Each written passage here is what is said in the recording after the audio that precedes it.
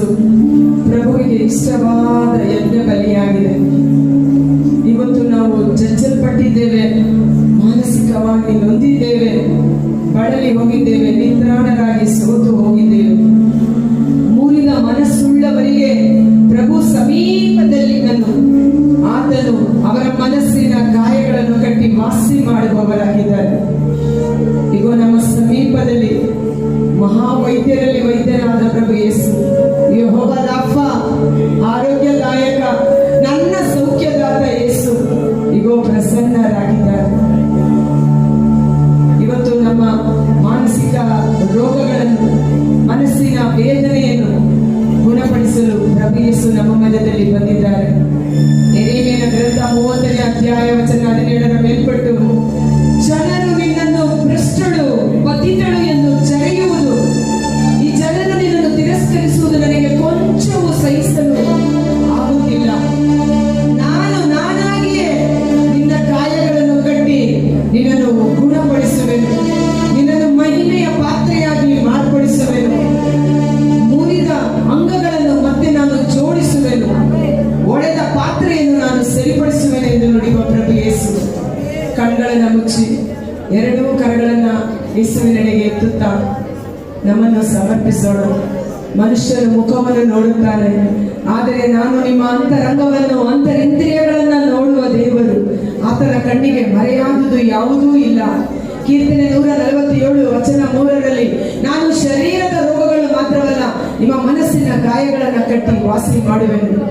ಆ ಸಮಾರ್ಯದ ಸ್ತ್ರೀ 5 ಜನ ಗಂಡಂದರಿಂದ ವಂಚಿತಳಾಗಿದ್ದಳು.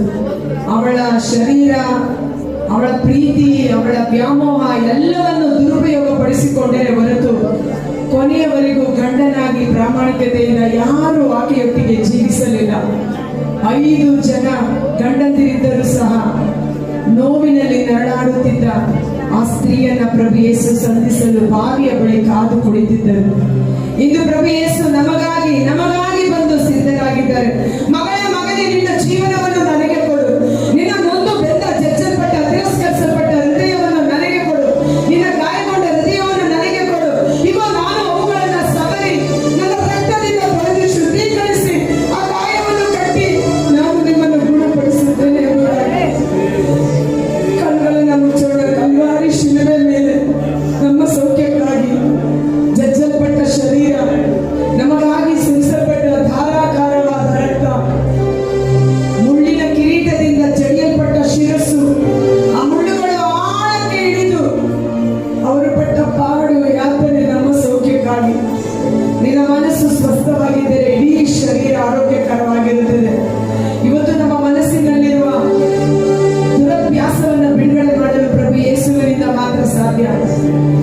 ಪರಮ ಪಿತನು ನಡೆದೇ ಇರುವ ವಿಷ ಬೇರುಗಳನ್ನೆಲ್ಲ ಬೇರು ಸಮೇತ ಪ್ರಭು ಯೇಸು ಕಿತ್ತು ಹಾಕುವಂತೆ, ಯೇಸುವೆ ನನ್ನ ಹೃದಯಕ್ಕೆ ಬನ್ನಿ, ನನ್ನ ಹೃದಯವನ್ನು ಪರಿಶೋಧಿಸಿ, ನನ್ನ ಹೃದಯದಲ್ಲಿ ಕೇಳಿದೆಯೇ ನೋಡಿ ನನ್ನನ್ನು ಪರಿಶುದ್ಧ ಮಾರ್ಗದಲ್ಲಿ ಮುನ್ನಡೆಸಿ ಎಂಬುದಾಗಿ ಸಂತ ಪೌಲ ಹೇಳಿದ. ನನ್ನ ಶರೀರದಲ್ಲಿ ಒಳ್ಳೆಯದೆಂಬುದು ಏನೂ ಇಲ್ಲ, ಪಾಪಿಗಳಲ್ಲಿ ದೊಡ್ಡ ಪಾಪಿ ನಾನು ಎಂಬುದಾಗಿ. ನನ್ನ ಮನಸ್ಸಿನ ನಿಯಮ ನನ್ನ ಶರೀರದ ನಿಯಮಕ್ಕೆ ತದ್ವಿರುದ್ಧವಾಗಿದೆ. ಮನಸ್ಸು ಒಳ್ಳೆಯದನ್ನ ಮಾಡಬೇಕೆಂದು ಯೋಚನೆ ಮಾಡಿದರೂ ಶರೀರ ಕೆಟ್ಟದನ್ನೇ ಮಾಡುತ್ತಿದೆ. ಇದಕ್ಕೆ ಕಾರಣ ನನ್ನ ಶರೀರದಲ್ಲಿ ನೆಲೆಸಿರುವ ಪಾಪವೇ ಆಗಿದೆ. ಅಯ್ಯೋ, ಈ ಪಾಪದ ನಿಯಮದಿಂದ ನನ್ನನ್ನು ಬಿಡುಗಡೆ ಮಾಡುವ ಪ್ರಭುವಿಗೆ ಸ್ತೋತ್ರವಾಗಲಿ. ಪ್ರಭು ಯೇಸು ಪವಿತ್ರಾತ್ಮರಿಂದ ನಮ್ಮನ್ನು ಅಭಿಷೇಕಿಸುವುದರ ಮೂಲಕ ಪಾಪದ ನಿಯಮ, ಶರೀರದ ದುರಿಚಿಯ ನಿಯಮದಿಂದ, ಶರೀರದ ನಿಯಮ, ಪಾಪದ ನಿಯಮದಿಂದ ಬಿಡುಗಡೆ ಮಾಡಿ ಜೀವವನ್ನು ನಮ್ಮಲ್ಲಿ ಉಂಟು ಮಾಡುವವರಾಗಿದ್ದಾರೆ. ಎರಡೂ ಕರಗಳನ್ನು ಮೇಲೆ ಕೆತ್ತಿ ಸಂಪೂರ್ಣವಾಗಿ ನಾವು ಎದ್ದು ನಿಂತುಕೊಳ್ಳೋಣ. ಆ ವ್ಯಭಿಚಾರಿ ಸ್ತ್ರೀ ಯೇಸುವಿನ ಪಾದವನ್ನು ಹಿಡಿದುಕೊಂಡು ಕಣ್ಣೀರಿನಿಂದ ಗೋಳಾಡುವಾಗ ಆಕೆಯ ಮನಸ್ಸಿನ ವೇದನೆ ಯಾರಿಗೆ ಅರ್ಥವಾಗುತ್ತದೆ? ಮತ್ತು ನಿನ್ನ ಮನಸ್ಸಿನ ವೇದನೆ ಯಾರಿಂದ ಅರಿತುಕೊಳ್ಳಲು ಸಾಧ್ಯ? ಪ್ರಭು ಯೇಸುವನ್ನು ಬಿಟ್ಟರೆ ಯಾರಿಂದಲೂ ಅರಿತುಕೊಳ್ಳಲು ಸಾಧ್ಯವಿಲ್ಲ. ಆ ವ್ಯಭಿಚಾರಿ ಸ್ತ್ರೀ ಯೇಸುವಿನ ಪಾದದ ಬಳಿ ಕಣ್ಣೀರಿನಿಂದ ಗೋಳಾಡಿದಳು. ಆ ಜನ ಎಲ್ಲ ಮನಸ್ಸಿನಲ್ಲೇ ತಪ್ಪು ಲೆಕ್ಕಾಚಾರ ಮಾಡಿದರು. ಈಕೆ ಅಶುದ್ಧಳು, ಈಕೆ ಪಾಪಿ, ಈಕೆ ಕೆಟ್ಟವಳು, ಈಕೆ ಸರಿ ಇಲ್ಲ ಎಂದು. ಆದರೆ ಯೇಸು ಹೇಳಿದರು, ಮಗಳೇ, ನಿನ್ನ ಪಾಪಗಳು ಅಪಾರವಾಗಿದ್ದರು, ಅವೆಲ್ಲವೂ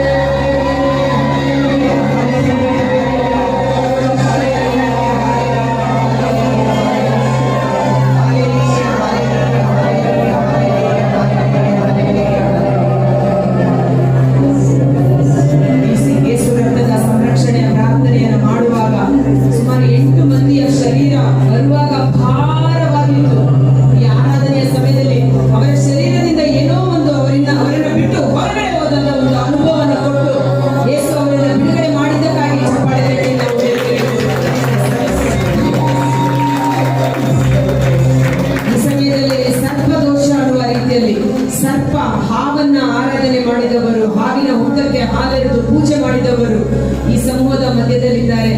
ಅವರನ್ನ ಆ ಸರ್ಪದ ಒಂದು ಶಾಪದ ಕಟ್ಟಿನಿಂದ ಪ್ರಭು ಯೇಸು ಸಂಪೂರ್ಣವಾಗಿ ಬಿಡುಗಡೆ ಮಾಡಿ ಅವರ ರಕ್ತದಿಂದ ನಮ್ಮನ್ನು ಕೈಗೆ ಕೊಂಡುಕೊಂಡಿದ್ದಕ್ಕಾಗಿ ಚಪ್ಪಾಳೆ ತಟ್ಟಿ ದೇವರಿಗೆ ಸುಮಾರು 25 ಮಂದಿಯ ಶರೀರದಲ್ಲಿ ಇಚ್ಚಿಂಗು ಕೆರೆತ ಅವರ ಶರೀರದ ಚರ್ಮದಲ್ಲಿ ಅಥವಾ ಬ್ಲಡ್ ಇನ್ಫೆಕ್ಷನ್ ಆಗಿರುವಂತಹ ಒಂದು ಸಮಸ್ಯೆಯನ್ನ ಯೇಸುವಿನ ರಕ್ತ ಸಂಪೂರ್ಣವಾಗಿ ಗುಣ ಮಾಡಿ ಅವರ ದೇಹದ ಮಲಿನತೆಯನ್ನು ಶುದ್ಧೀಕರಿಸಕ್ಕಾಗಿ ಚಪ್ಪಾಳೆ ತಟ್ಟಿ ದೇವರಿಗೆ ಕೃತಜ್ಞತೆಯನ್ನು ಸಲ್ಲಿಸೋಣ. ಭಕ್ತ ಹೃದಯದಿಂದ ನರಳುತ್ತಿರುವ ಮಾನಸ ಎಂಬ ಒಂದು ಹೆಣ್ಣು ಮಗಳು, ಆಕೆ ಆನ್ಲೈನ್ ನಲ್ಲಿ ನಮ್ಮ ಜೊತೆ ಇರಬಹುದು ಅಥವಾ ಈ ಸಮೂಹದಲ್ಲಿ ಇರಬಹುದು.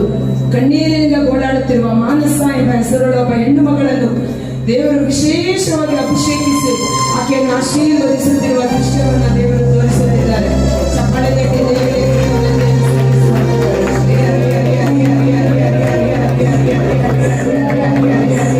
ಸ್ತುತಿಸೋಣ. ಆಶಾವಾದದಲ್ಲಿ ಸ್ತುತಿಸೋಣ.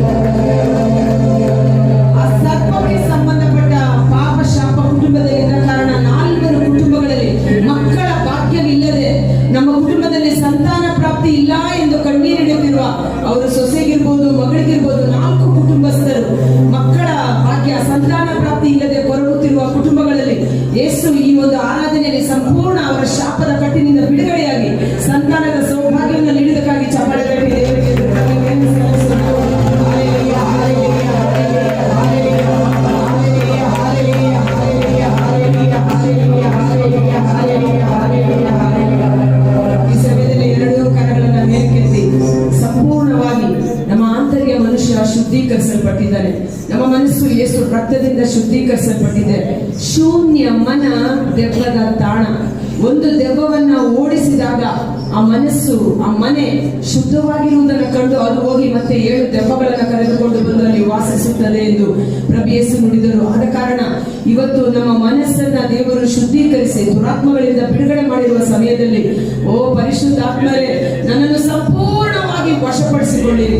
ನನ್ನ ಜೀವಗಳ ಮಾರ್ಗದರ್ಶಕರು, ನನ್ನ ಆಲೋಚನೆ, ನನ್ನ ನಡೆ, ನುಡಿ, ಮಾತು, ನನ್ನ ಆಸೆ, ಆಕಾಂಕ್ಷೆ ಎಲ್ಲವೂ ಪವಿತ್ರ ಆತ್ಮನ ಪ್ರೇರಣೆಗಳಿಗೆ ಅನುಸಾರವಾಗಿ ನಡೆಯಬೇಕೆಂಬುದಾಗಿ ಆ ಪವಿತ್ರ ಆತ್ಮರು ನಮ್ಮೊಳಗೆ ಬಂದಾಗ ನಮ್ಮನ್ನ ಪವಿತ್ರ ಆತ್ಮರು ಸತ್ಯದ ಸನ್ಮಾರ್ಗದಲ್ಲಿ ಪರಿಶುದ್ಧತೆಯಲ್ಲಿ ಮುನ್ನಡೆಸುವವರಾಗಿದ್ದಾರೆ.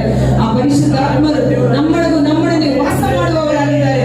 ಅವರು ನಿತ್ಯ ಸಹಾಯಕರಾಗಿದ್ದಾರೆ. ನಮ್ಮನ್ನು ರೂಪಾಂತರಗೊಳಿಸಿ ಶುದ್ಧೀಕರಿಸುವ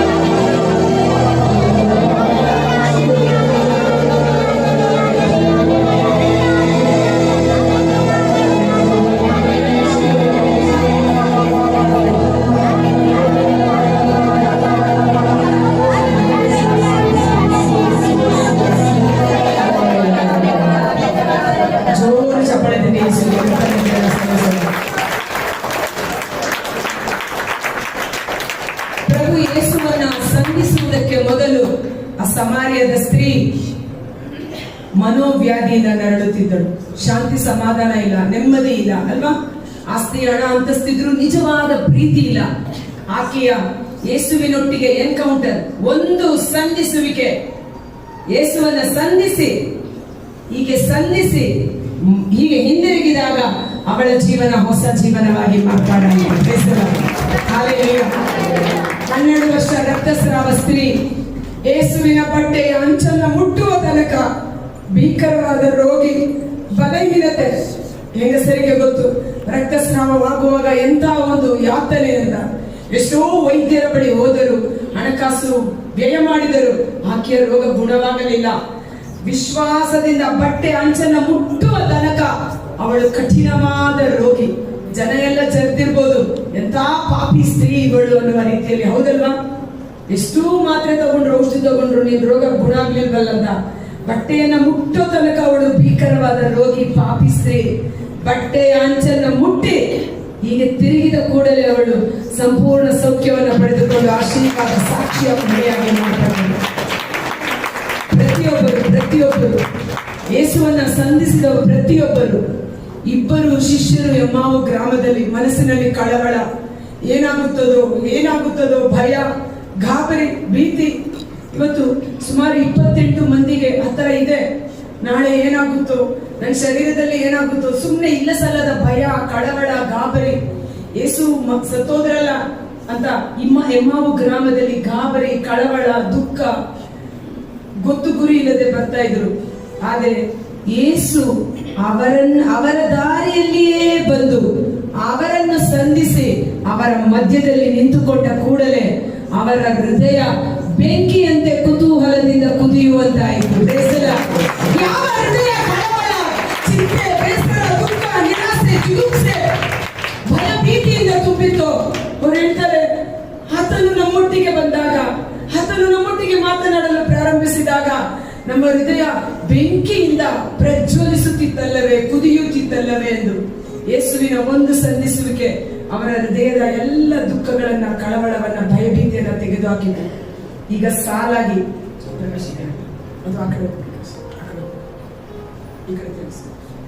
ಇಬ್ಬಿಬ್ಬರು ಸಾಲಾಗಿ ಬಂದು ಪರಮ ಪ್ರಸಾದದಲ್ಲಿ ಯೇಸು ಇದ್ದಾರೆ. ಇಂದು ಸಮಾರ್ಯ ಸ್ತ್ರೀಯಾಗಿ ಬಂದಿರಬಹುದು, ನಾವು ರಕ್ತಸ್ರಾವ ಸ್ತ್ರೀಯಾಗಿ ಬಂದು ನಿಂತಿರಬಹುದು. ಎಮ್ಮಾವು ಗ್ರಾಮದಲ್ಲಿ ಭಯಭೀತಿ, ಕಳವಳ, ದುಃಖ, ಆದ್ದರಿಂದ ನಿರಾಸೆ, ಜಿಗುಪ್ಸೆಯಿಂದ ತುಂಬಿರುವ ಗಂಡಸರಾಗಿ ಬಂದು ನಿಂತಿರಬಹುದು. ನಾವು ಏನೇ ಆಗಿದ್ದರೂ ನೀವು ಯೇಸುವಿನ ಮುಟ್ಟುವಕ್ಕೆ ಮೊದಲು ಇರುವ ವ್ಯಕ್ತಿ ಮುಟ್ಟಿ ಹಿಂದಿರುಗಿದ ಮೇಲೆ ಹೊಸ ಸೃಷ್ಟಿಗಳಾಗಿ ಮಾರ್ಪಾಡಬಹುದು. ಆ ವಿಶ್ವಾಸದಿಂದ ಯಾರನ್ನು ನೋಡ್ಬೇಡಿ. ನಿಮ್ಮ ಕಣ್ಣೀರು ಹರಿದು ಬರಲಿ, ನಿಮ್ಮ ಕಣ್ಣೀರು ಯೇಸುವಿನ ಪಾದವನ್ನ ಸೇರಲಿ. ನಿಮ್ಮ ಸ್ತುತಿ ಆತನ ಸನ್ನಿಧಾನಕ್ಕೆ ಏರಿ ಹೋಗಲಿ. ಸ್ತುತಿಸ್ಬೇಕಾ, ಹಾಡ್ಬೇಕಾ, ಕಣಿಬೇಕಾ, ದೇವರ ಸನ್ನಿಧಾನದಲ್ಲಿ ಏನು ಬೇಕೋ ನೀವು ಮಾಡಿ, ನಿಮಗೆ ಸ್ವತಂತ್ರ ಉಂಟು. ವಿಶ್ವಾಸದಿಂದ ಇಬ್ಬಿಬ್ಬರು ಸಾಲಾಗಿ ಬಂದು ಬಲಿಪೀಠದ ಮೇಲೆ ತಲೆ ಇಟ್ಟು ಯೇಸುವನ್ನ ಮುಚ್ಚಿಟ್ಟುಕೊಂಡು ನಾವು ಹಿಂದಿರುಗುವಾಗ ವಿಶ್ವಾಸದಿಂದ ಹಿಂದಿರುಗೋಣ. Price the lord. ನಂಬುವವನಿಗೆ ಎಲ್ಲವೂ ಸಾಧ್ಯ. ಇಬ್ಬರು ಕುರುಡರು ಯೇಸುವೇ ನನ್ನ ಮೇಲೆ ಕರುಣೆ ತೋರಿ ಅಂತ ಕೂಗಾಡಿದ್ರು. ಯೇಸು ಅವ್ರ ಹತ್ರ ಹೋಗಿ ಕೇಳ್ತಾರೆ, ನಿಮ್ಮನ್ನು ನಾನು ಗುಣಪಡಿಸಲು ಸಾಧ್ಯ ಎಂದು ನೀವು ನಂಬ್ತೀರಾ? ಮೊದಲು ಏನ್ ಕೇಳಿದ್ರು? ನೀನ್ ರೋಗನ ಗುಣಪಡಿಸೋದಿಕ್ಕೆ, ನಿನ್ನ ಸಮಸ್ಯೆನ ಬಗೆಹರಿಸಕ್ಕೆ ನನ್ನಿಂದ ಸಾಧ್ಯ ಅಂತ ನೀನು ವಿಶ್ವಾಸಿಸುತ್ತೀಯೋ? ಅವ್ರು ಏನ್ ಹೇಳಿದ್ರು? ಜೋರಾಗಿ ಹೇಳೋಣ, ಹೌದು ಪ್ರಭು, ನಾವು ನಿಮ್ಮನ್ನು ವಿಶ್ವಾಸಿಸುತ್ತೇವೆ. ಆಗ ಯೇಸು ಅವರನ್ನ ಮುಟ್ಟಿದರು, ಅವರು ಯೇಸುವನ್ನ ಮುಟ್ಟಿದರು. ಅಲ್ಲಿ ಹೊಸ ಸೃಷ್ಟಿ. ಸತ್ತಂತಿದ್ದ ಕಣ್ಣು ಹೊಸ ಜೀವವನ್ನು ಪಡೆದುಕೊಂಡು ಹೊಸ ಸೃಷ್ಟಿಯಾಗಿ ಮಾರ್ಪಾಡಾಗಿದೆ. ಹಾಡಿನ ಮೂಲಕ ನಾವು ನಿಮಗೆ ಸಹಾಯ ಮಾಡ್ತಾ ಇದ್ದೀವಿ. ಇಬ್ಬಿಬ್ಬರು ಬಂದು ಪರಮ ಪ್ರಸಾದಕ್ಕೆ ಮುತ್ತಿಟ್ಟು ತಲೆಬಾಗಿ ಬೇಗ ಹೋಗೋಣ. Hallelujah, hallelujah, hallelujah, hallelujah, hallelujah, hallelujah, hallelujah.